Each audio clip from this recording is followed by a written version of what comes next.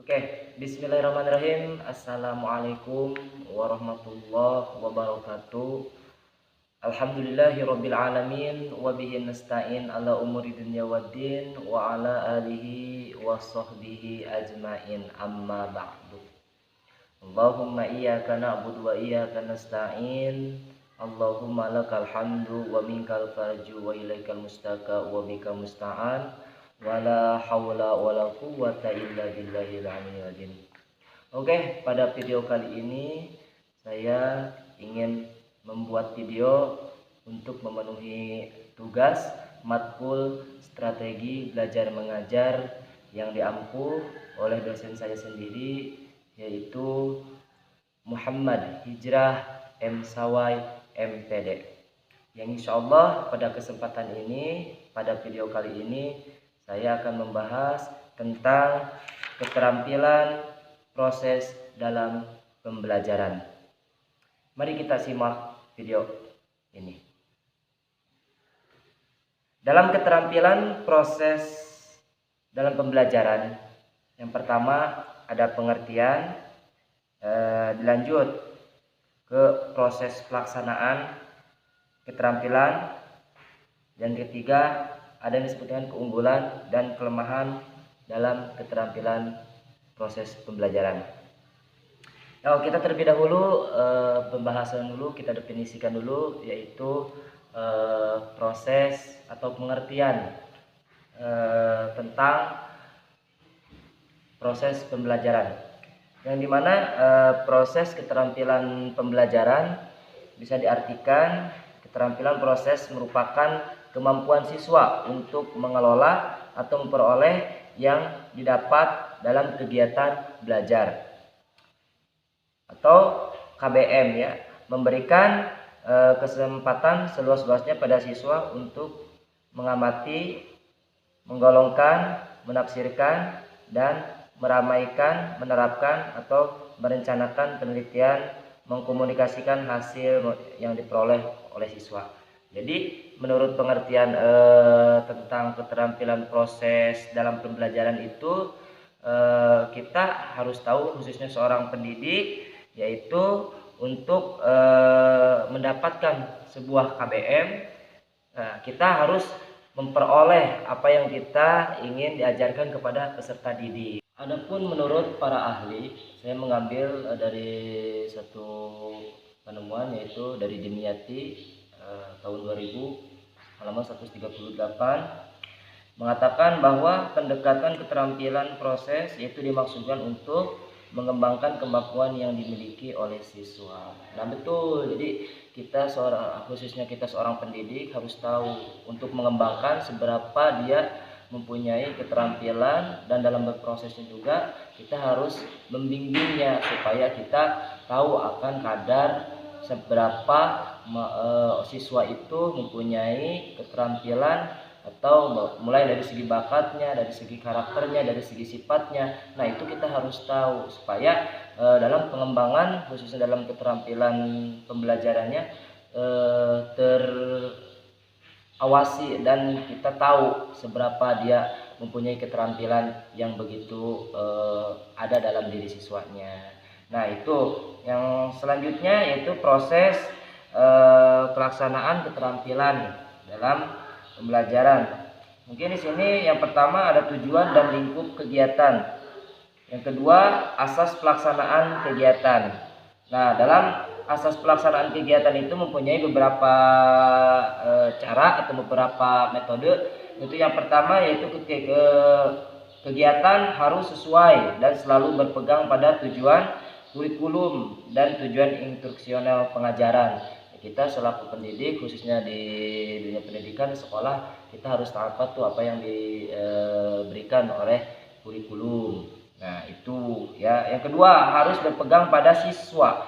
Semua siswa mempunyai kemampuan atau potensi sesuai dengan kodratnya. Ya betul, kita harus juga berpegang teguh kepada siswa. Jangan disamakan siswa yang pintar dan siswa yang bodoh, karena tidak ada yang bodoh, tidak ada yang pintar, tergantung kodratnya. Ya selagi kita sebagai pendidik, kita harus bisa mengayominya, harus bisa menyamakan semuanya itu. Jangan kita satu yang pintar, dua yang bodoh, yang terus diajar itu yang pintarnya, yang bodoh di-share, jangan.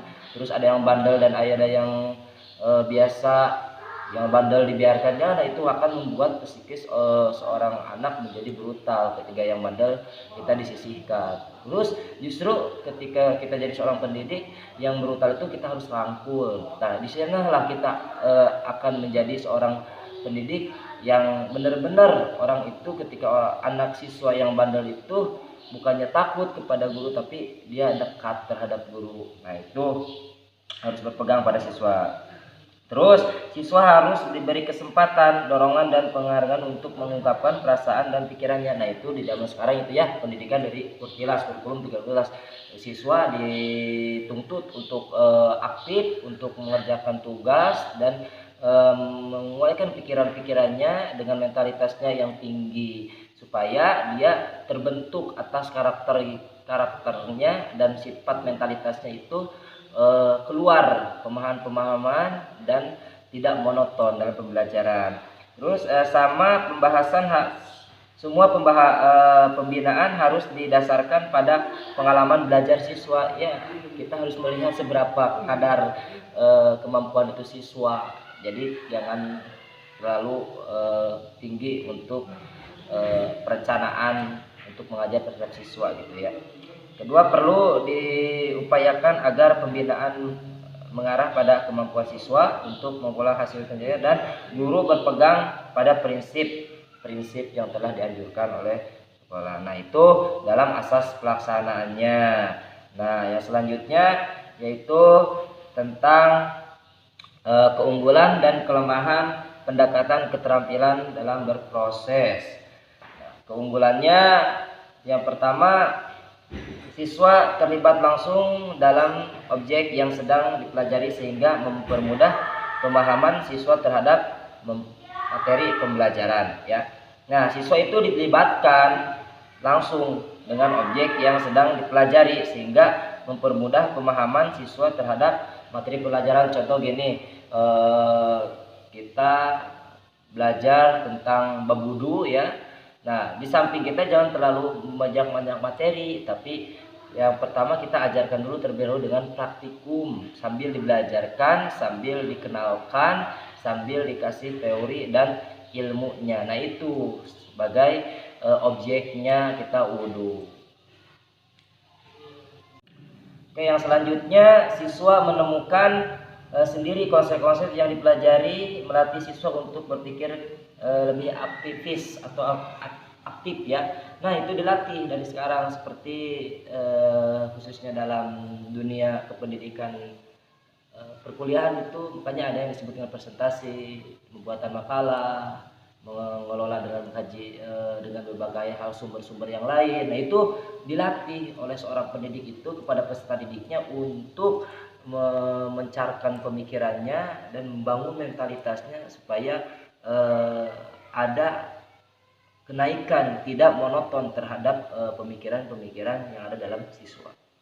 Nah, yang selanjutnya melatih siswa untuk bertanya dan terlibat lebih aktif di dalam pelajaran. Nah itu khususnya dalam pembelajaran, dan keunggulannya kita dalam khususnya di dunia pendidikan sekarang Kurtilas itu ya, siswa dilatih untuk bertanya kepada gurunya. Kalau zaman dulu kan ya apa yang disampaikan oleh guru ada yang tidak paham itu terkadang malu untuk bertanyanya, tapi sekarang itu dilatih untuk bertanya kepada guru itu supaya biasa, karena dalam kata-kata juga kalah biasa karena kalah bisa karena terbiasa.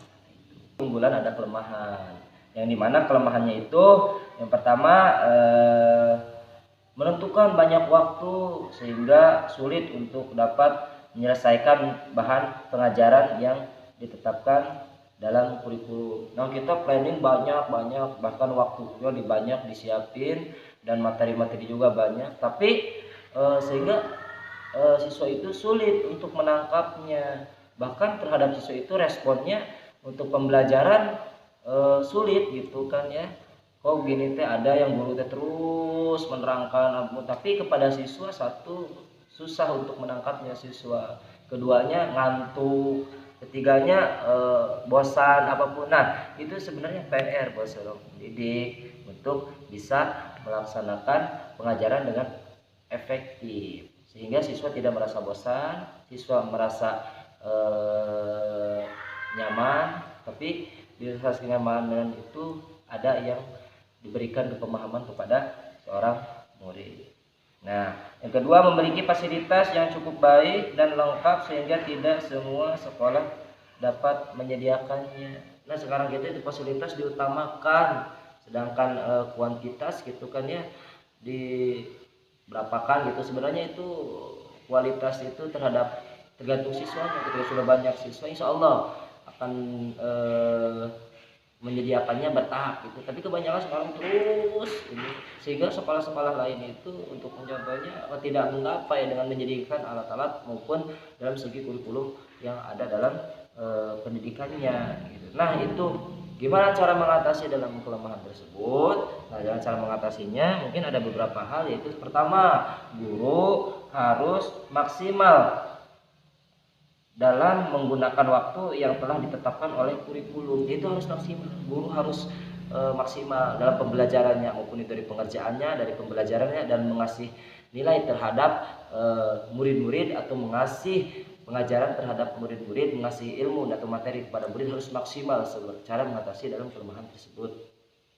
Yang kedua, guru harus efektif mengatur fasilitas dan alat peraga yang kurang memadai di sekolah. Ya, kita setidaknya lah seorang murid sudah bisa mengatur waktunya, bagaimana murid lagi ini kita harus tahu dan mengatur terhadap murid lah gitu ya. Yang ketiga, guru harus kreatif dalam proses pembelajaran agar siswa selalu aktif pada saat pembelajaran berlangsung. Kita harus sekuat-kuat memplanningkan dan bikin, oh besok kita mengajar ini nih, bagaimana sih siswa supaya aktif, supaya efektif di kelas, tidak Oke, jadi kesimpulannya itu pendekatan keterampilan proses secara langsung memberikan kesempatan siswa untuk secara nyata bertindak sebagai seorang ilmuwan yang di dalam pembelajaran adalah mengembangkan kemampuan siswa dan keterampilan proses dalam pembelajaran, seperti yang tadi bisa mengamati, bisa memastikan. Intinya dalam kesimpulan tadi bisa dalam klarifikasi atau memakainya dalam kehidupannya gitu kan, atau yang bisa disebut dengan mengkomunikasikan terhadap apa yang telah diberikan oleh pendidik kepada peserta didiknya, dan peserta didiknya bisa mengkomunikasikan bahwa dalam pembelajaran tersebut itu bisa dikomunikasikan dalam kehidupan sehari-hari. Oke, sekian dari saya. Assalamualaikum warahmatullahi wabarakatuh.